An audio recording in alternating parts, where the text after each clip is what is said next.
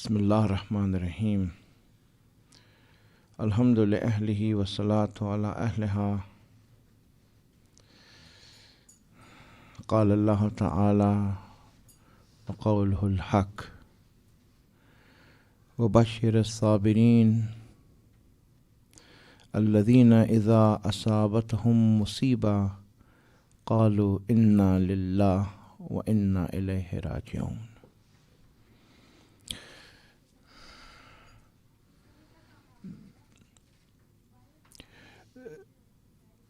The lights are off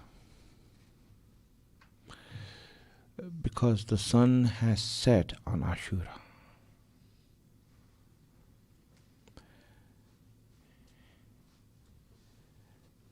And if you ask the sun, what did it see on this day? The sun has seen many days. But what did you witness on this day?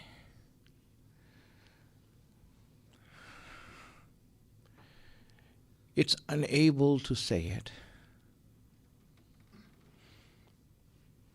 There is fear, there is shame.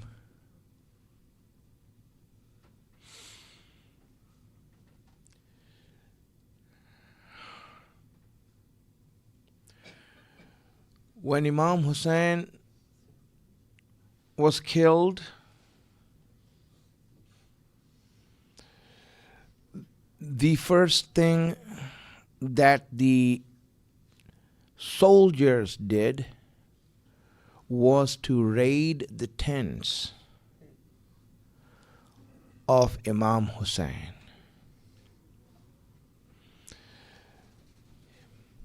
The army was waiting for Imam Hussein to die so that they can raid the tents and steal whatever they want from the property of Fatima. As they came in the tents, they were snatching away everything that was of value and even things that were of no value. They snatched the properties, whatever boxes, whatever things that Ahlulbait had.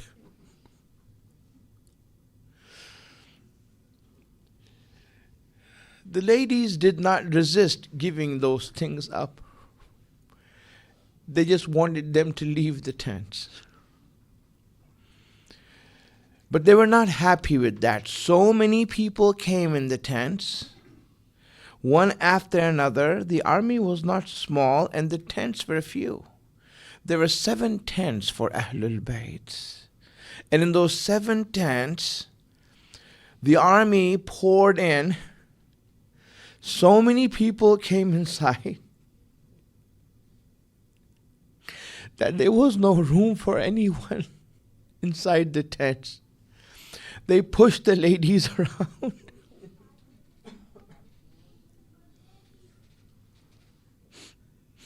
And they were snatching everything they had. And when they couldn't find anything, they took the chadar from their heads.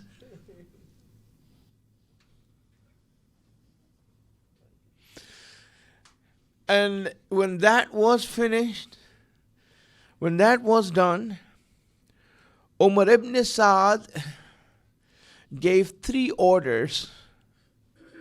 He gave 3 orders on the Asr of Ashura.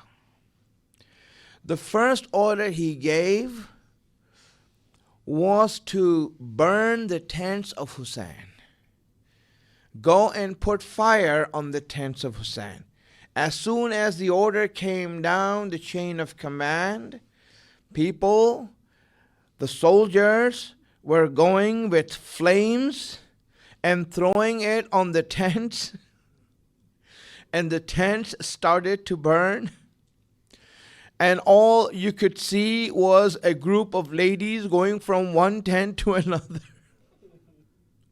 From one tent to another, they're trying to save themselves. When they reached the final tent, that was the tent of Imam Sajjad. When they reached that tent, now they had no place to go. Bibi Zainab woke up Imam Sajjad and said, Sajjad, tell us what to do. Should we stay here and get burned and die, or should we go outside? Outside is a world of demons and Nahmaram. Inside is death. What should we do? Imam Sajjad opened his eyes and saw the situation and said, Aunt Zainab, it is wajib to save our life, so you can go outside. When they heard that, the ladies poured out from the tents. They poured outside from the tents into the desert of Karbala. The children came out and everyone came out into the melee of all the soldiers running around. And they were pushing, they were hurting, they were doing whatever they wanted. They was just going around. And everyone is scared now. Everyone is scared. One person, a historian, he saw that this tent is burning down. There's fire on the tent. He saw that a lady is going inside the tent and coming out. Going inside the tent. He says, what is this lady going in a burning tent for? She's going to hurt herself. She's going to get killed. So he came forward. And he saw that this lady was going inside, and then at one point she was carrying a man on her back and bringing her outside the tent. When he came close, he saw that this is the sister of Hussein, Zainab, and she was carrying Imam Sajjad outside the tent. She brought him outside and put him in the desert. The first order came out and the tents were burned. The tents were burnt, my friends. And then the second order came out.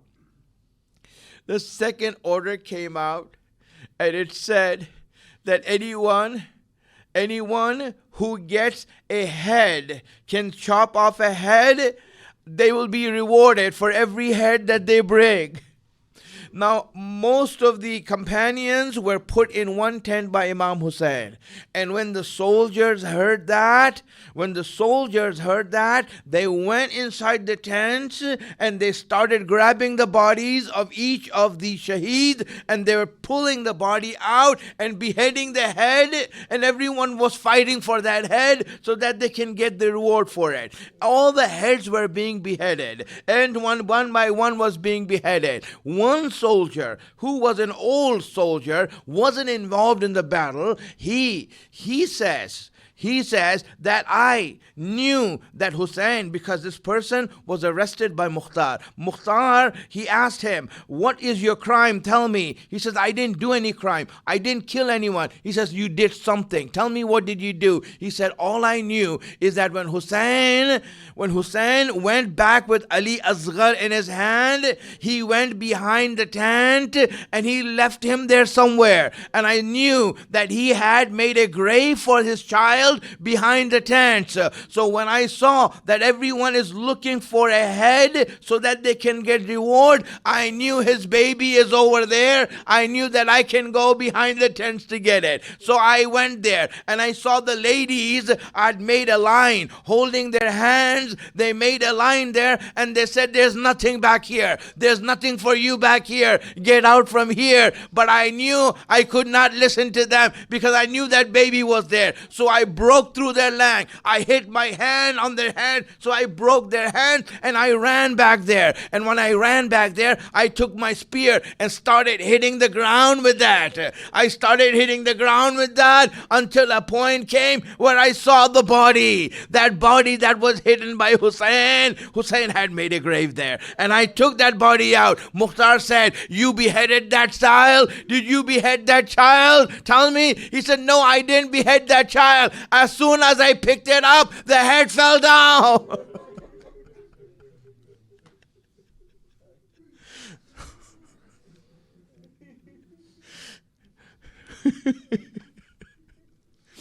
That's the second hukum that he gave. And the third hukum that Umar ibn Sa'd Mal'un gave on the day of Ashura is that he said at the end, now that you beheaded them, he said, let's trample the bodies. You know, in the Arab world, it was the ultimate insult when you wanted to trample the body of anyone by horses. The horses would be ridden on the body to show the disgrace and humiliation of that person, to put him down in the worst possible way. This is the greatest insult that you can give to anyone. So that when that order came down and Umar ibn Sa'd said, trample these bodies. So now there are people who had their tribal men inside Imam Hussein's companions. They came forward. Hur's tribe came forward. He said, listen, we killed Hur, that's fine, but we will not allow you to trample Hur. We will not allow you to run horses over him. No. So Umar ibn Sa'd said, all right, sure, take his body away. Then other tribes came. And they said, Habib ibn Mazahir's tribe came. And they said, no, you cannot trample Habib's tribe. We killed it, that's fine. But if you trample his body, then you'll have to fight us. Umar ibn Sa'd said, go, take his body. And then every tribe started coming and claiming the body of everyone. Then Umar ibn Sa'd said, listen, anyone who wants to claim any body here, go ahead, claim these bodies. Claim the bodies, I don't care. We did our job. Claim the bodies. Whatever body is left behind, we will trample those. So everyone came forward to claim their bodies. Even the body of Abbas was taken. Even the body of Ali Akbar was taken by his mother's side of people. They said, this is from our tribe, you can't trample it. And after all these bodies were claimed by everyone over there, the only body that was unclaimed in the Ummah of Muhammad was Hussein ibn Ali's body. Hussein's body was alone. In the Ummah of Muhammad, no one wants to claim Hussein's body. Hussein's body was kept there, and then they trampled his body. They ran the horses on his body. This is the third command. The third command that was given. And when that happened, now there was a melee. Everyone is running around. They don't know where to go. And here at this point, the daughter of Imam Hussein, Sakina, she goes and she's looking around to go somewhere. She doesn't know where to go. And she's approached by a man. The man sees that she's wearing earrings. He's trying to come for her earrings. She sees that and says, get your hands off me. You are not mahram to me. Don't touch me. When that man did not listen, she said, I will take it out for you. You want my earrings? I'll give it to you. These were my father's present. I will give it to you. She was trying to take them off. You know, a 4-year-old child, their motor skills are weak. They don't know how to do things fast. She's trying to take it off, but she's not able to take it off. That person could not wait. He didn't have sabr, so he just snapped them. He grabbed them and just pulled them out. When he pulled them out, her ears broke open. Her ears broke open and she starts bleeding on her clothes. She starts to bleed on her clothes. She just looks at the blood coming down. And then she just looks around. She wants to go and says, Father, where are you, Father? Why did you leave me like this? Father, why did you leave me like this? She goes around in the battlefield to look for her father. How can she find her father? Because there's no heads on the bodies. She looks at different bodies to see, where is my father? I can't find him. And then when she comes in the middle of the battlefield, she hears a voice call out to her, Bunayya, Ilayya, Bunayya. Come to me, my daughter. When she hears that, she sees this body unrecognizable. disfigured. Everything is broken in that body. She goes on the chest of that body. She goes and she closes her eyes, lies down on that body. That is where she was sleeping. That is where she was lying down in peace. When Zainab saw that Sakina is missing, they couldn't find Sakina, so she came there to see where Sakina is. They went through different bodies and they came to this body where this gay little girl is sleeping on the chest of Hussein. They come to her and says, Sakina, what are you doing here? He says, I'm with my father. He says, they looked at the father's body. They looked at Hussein's body. And they said, how can we recognize your father's body? We can't recognize your father's body. Look at this body. It is so disfigured. How can you recognize that? She says, I did. My father called me.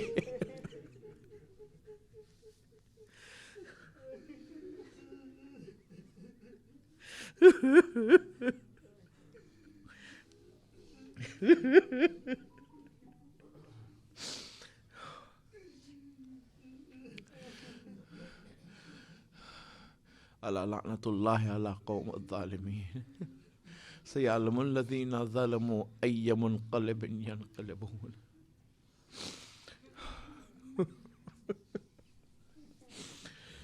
बातें में हुसैन